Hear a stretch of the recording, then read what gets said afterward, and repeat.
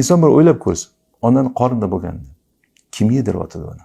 Onani qoni orqali, suti orqali farzand taomlanadi, yeydi. Ichida hamma vitamin, minerallar unga kerak bo'lgan, katta bo'lish uchun, kerak bo'lgan, rivojlanish uchun kerak bo'lgan jamiki vitamin, minerallar mujassam bo'ladi o'sha narsada.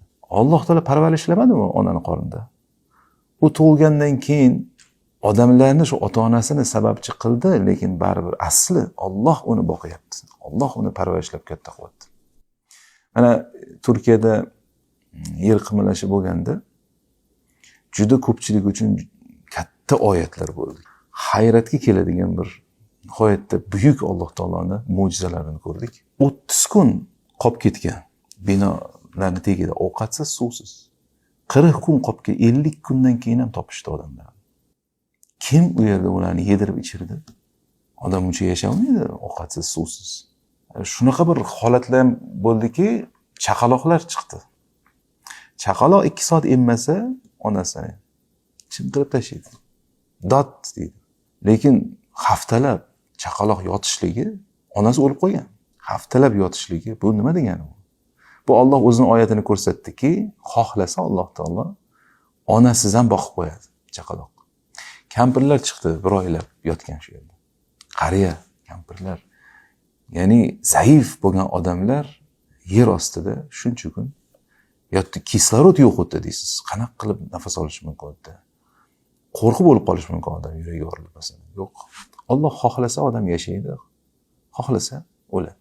Va shuni unutmasligimiz kerakki, Alloh xohlasa eng boy odam bo'lsa, ochlikdan o'ladi. Agar Alloh ochlikdan o'lish yozgan bo'lsa. Xuddiki bir voqeani eslasak, bir milliarder bo'lgan odam o'zini qasrida tagida katta seyfi bor ekan. Haligi seyfining ichida tilla, brilliant, har xil pullarni saqlar ekan. Bir kuni o'sha seyfiga kirib qamalib qolibdi ichkaridan.